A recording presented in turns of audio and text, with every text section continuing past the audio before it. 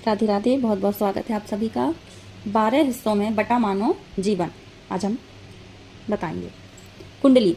कुंडली यानी कुंडल की तरह गोल, अर्थात समय का 12 भागों में बटा हुआ पहिया, जो शरीर धारण से शरीर छोड़ने तक एक पल के लिए भी नहीं रुकता।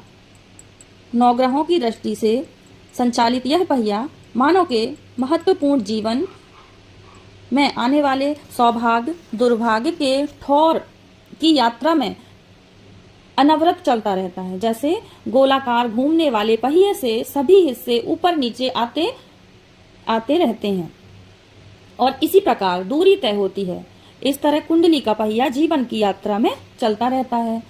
जब इन 12 हिस्सों पर दृष्टिपात करें तो जीवन यात्रा का क्रम स्पष्ट हो जाता है।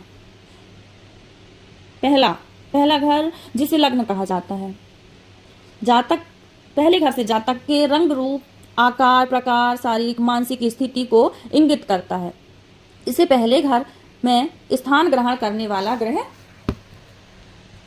जातक के जीवन में सर्वाधिक प्रभावित करता है। इस ग्रह का स्वभाव पसंद और रुचियां जातक की अपनी होती हैं। दूसरा घर, यह पालन पोषण का होता है, इसलिए इस स्थान की पर असीम ग्रह जातक के जीवन में गरीबी और अमीरी का निर्धारण करते हैं। तीसरा घर, बहनों और भाइयों के इस तीसरे घर से जातक के भाइयों बहनों की संख्या, उनके जातक के रिश्ते, उनके संबंधियों से जातक के संपूर्ण संबंध की रेखांकन इस तीसरे घर से होता है। चौथा घर सुख स्थान माना जाता है। घर जातक के जीवन में विभिन्न प्रकार से मिलने वाले सुखों को इंगित करता है। इससे माता का सुख और भूमि का सुख भी देखते हैं। पांचवा घर, सीखने की अभिलाषा से इंगित करने वाला पांचवा ग्रह जातक के जाग बोध जीवन बोध जातक के जग बोध और जीवन बोध देता है। वास्तव में जीवन आधारित होता है। यह घर, यह विद्या प्रेम मतलब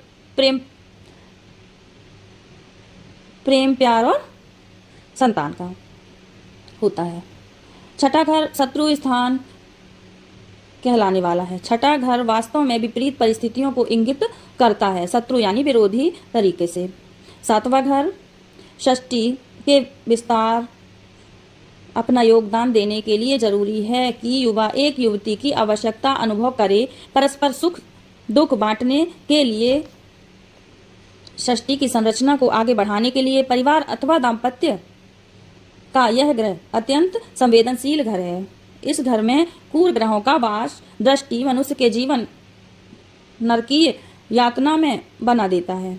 आठवां, आदमी का स्वभाव से जिज्ञासु होता है और इस कारण उसकी प्रकृति अन्वेषण होती है। अन्वेषण खोज उन चीजों का किया जाता है जो आंखों से दिखाई नहीं पड़ती। व्यक्ति अपने तनाव मुक्त और समृद्ध जीवन के लिए प्रयत्नशील रहता है। नवा घर, जन्म से लेकर शिक्षा विवाह स्वावलंबन पहुंचकर जातक बहुत कुछ मधु कटु अनुभवों से गुजर चुका होता है। तब यह धूप छांव से भरी जिंदगी आत्मान्वेषण करता है। कार्य में सफलता मिलने पर फूला नहीं समाता और हारने पर हरिनाम की टेर लगाता है।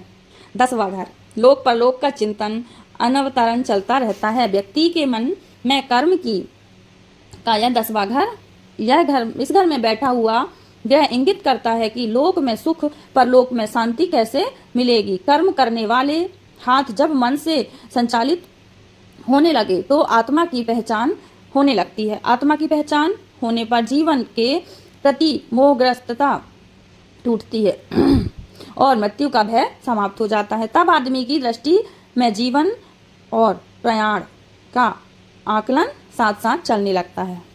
11वां घर, व्यक्ति जीवन भर कमाता रहा, पैसे यश नेक नामी बदनामी। 11वां घर व्यक्ति के पूर्व जीवन के पुनर्मूल्यांकन का है। यहाँ पहुंचकर वह पीछे मुड़कर देखता है, तब हुई लाभ हानि सम्यक आकलन करता है। प्रौढ़ अवस्था के बाद व्यक्ति में प्रतिरोध की क्षमता नहीं रहती, अतः 11वें घर में बैठा हुआ कोई भी ग्रह जातक के प्रति रहमिलित होता है। 12वां घर जैसा किया है वैसा भरोगे। मोक्ष का वह घर जीवन भर के कर्मों की समीक्षा का है। यह जीवन का अत्यंत महत्वपूर्ण अंत होने पर आगामी जन्म के धारण का निर्धारण इसी 12वें घर से होता है। व्यक्ति पिछले जन्म में क्या था, अगले जन्म में क्या होगा, पिछले, अगले और वर्तमान जन्म का पूरा लेखा जोखा इस घर से होता है। वास्तव में इस घर पर शुभ ग्रह की दृष्टि या स्थान मोक्ष के लिए होना जरूरी है, अन्यथा सत्कर्ता बहुत जरूरी है। कोई भी ग्रह हो, किसी भी घर में हो, कैसे भी हो, हर चीज का निचोड़ है, तोड़ है, परेशान होने की जरूरत नहीं है। और धीरे धीरे करके आगे हम सब कुछ बताएंगे। राधे राधे।